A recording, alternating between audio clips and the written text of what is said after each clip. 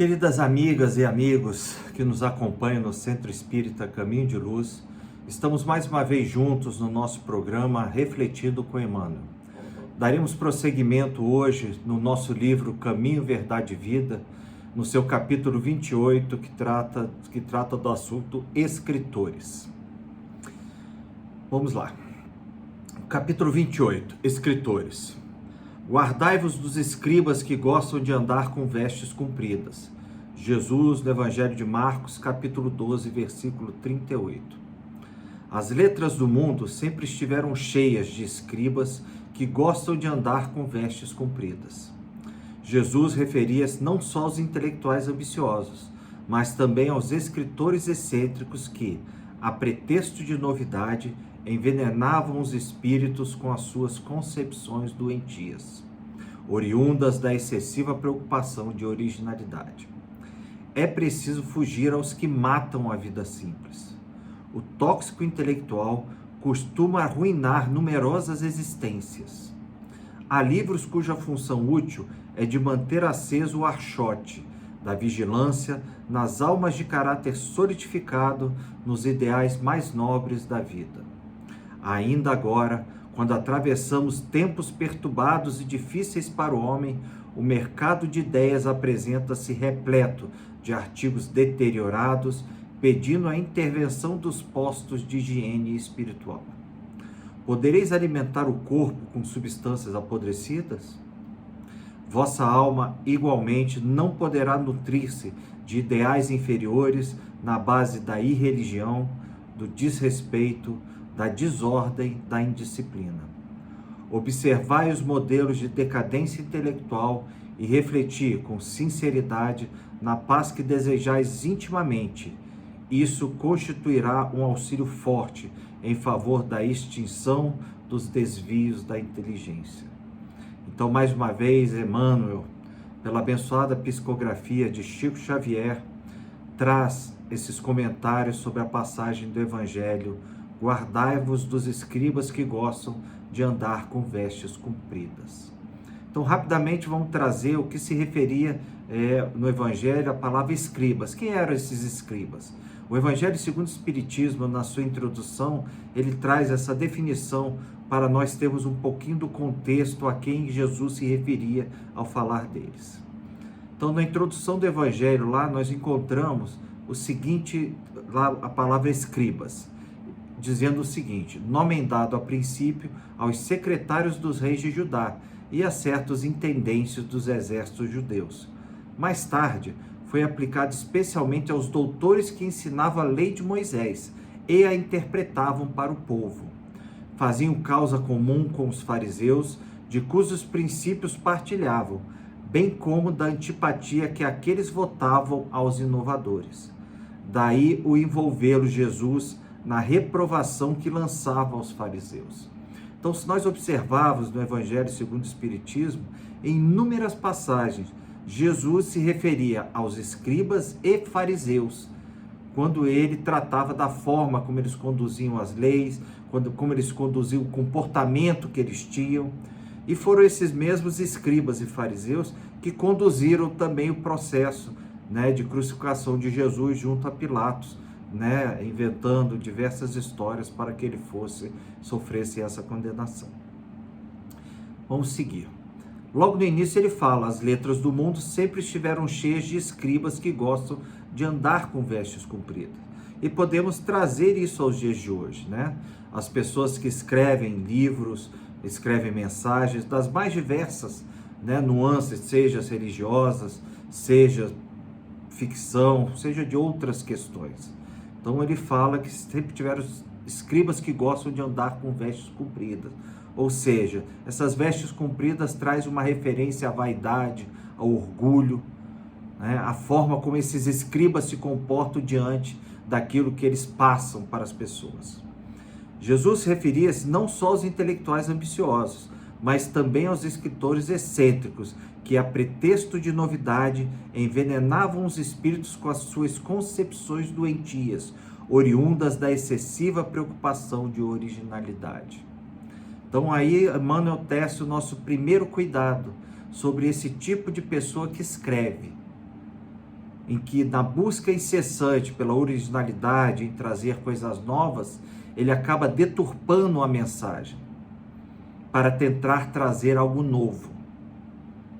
Então isso hoje em dia na doutrina espírita, nós temos tido vários exemplos, né, em que pessoas em busca de originalidade na doutrina tentam falar, por exemplo, que Kardec é ultrapassado.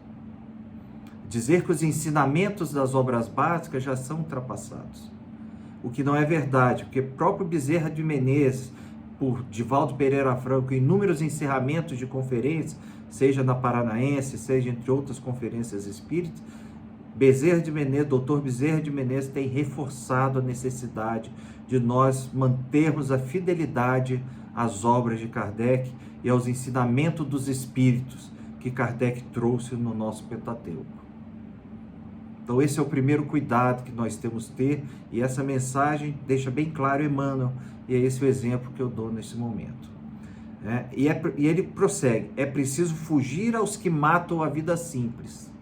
Ou seja, se referindo àqueles que, nessa busca de originalidade, começam a distorcer a história, distorcer a mensagem, para que ela tenha um cunho, né, saia daquela simplicidade da mensagem de Jesus, por exemplo.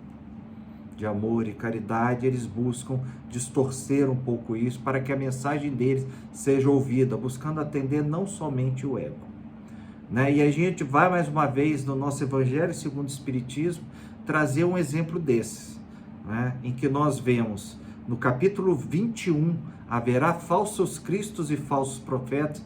No item 8, falsos profetas, nós encontramos o seguinte: desconfiai, porém, das palavras melífluas, desconfiai dos escribas e dos fariseus, aquilo que eu falei, né, da mensagem do nosso Evangelho, que oram nas praças públicas vestidos de longas túnicas. Desconfiai dos que pretendem ter o monopólio da verdade.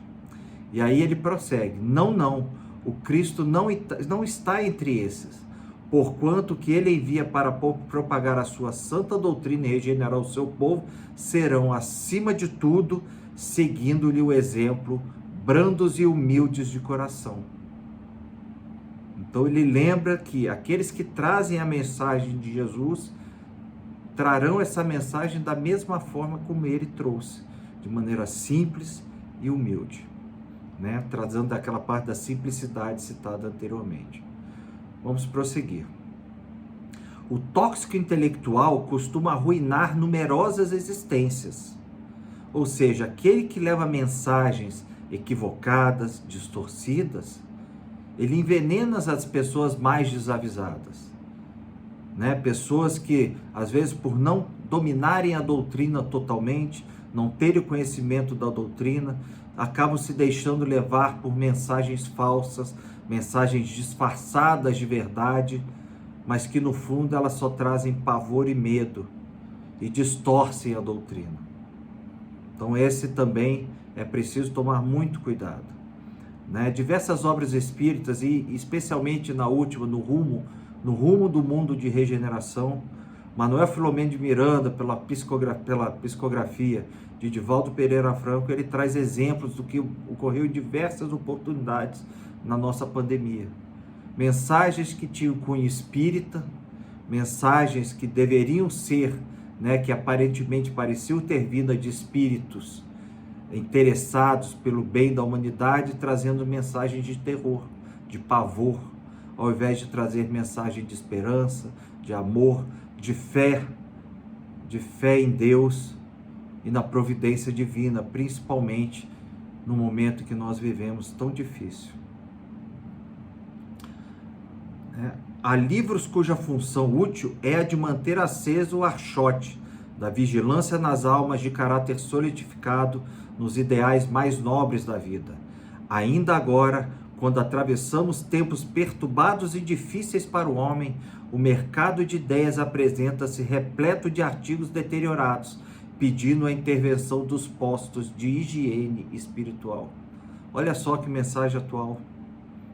Justamente isso que falamos anteriormente, Emmanuel prossegue falando na mensagem, dizendo justamente isso, que nos momentos de maior dificuldade, onde a palavra de amor, de confiança em Deus precisa ser expandida, surgem as mensagens deterioradas, sem o menor sentido de amor ao próximo, de caridade e de preocupação para que tipo de influência essa mensagem deverá causar a essas pessoas.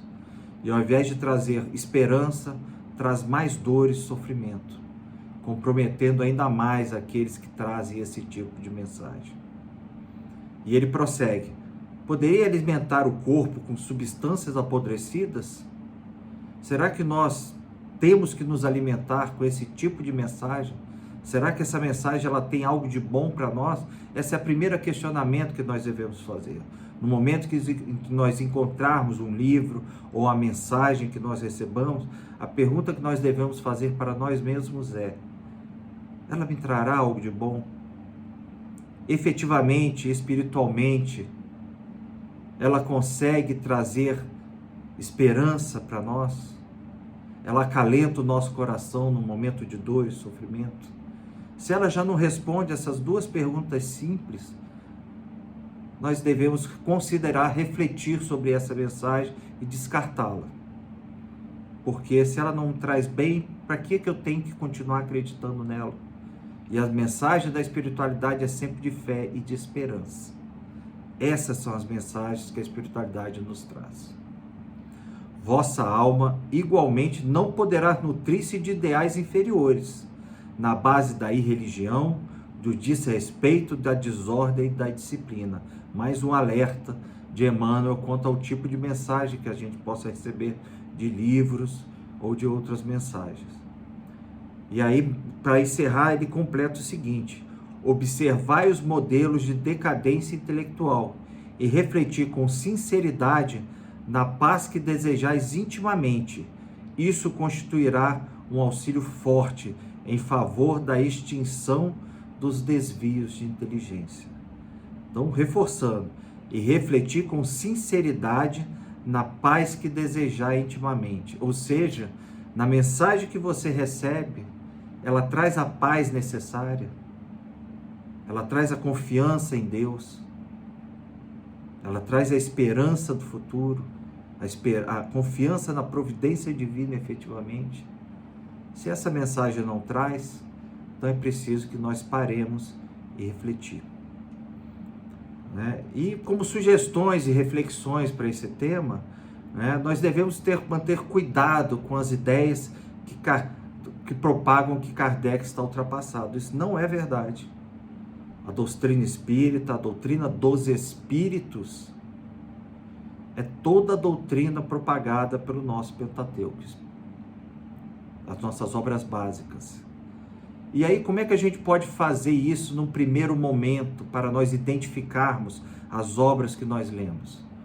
Nós podemos focar naquelas obras consagradas dos artistas, dos escritores clássicos, como, por exemplo, Camille Flammarion, Leon Denis, tá certo? E nos autores mais atuais também, como Chico Xavier, Divaldo Franco, Sueli Caldas Schubert, Ivone Pereira, Raul Teixeira, e entre outros que a própria Federação Espírita Brasileira procura já nos orientar quanto a esse. Mas se nós pegarmos, por exemplo, Chico Xavier, Divaldo, Raul Teixeira, Dona Ivone, nós já teremos praticamente um cabedal de quase 800 obras espíritas para nós lermos, além das obras básicas, que é a base de tudo.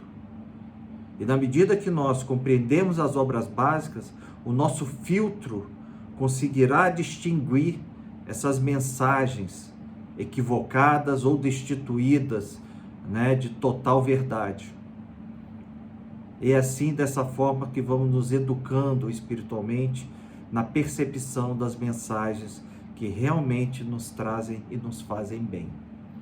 Como no próprio Livro dos Médiuns diz, no seu capítulo, da influência moral que os médiuns recebem, no seu capítulo 20, o Livro dos Médiuns nos traz essa última mensagem para nós refletirmos. Melhor é repelir 10 verdades do que admitir uma única falsidade, uma só teoria errânea.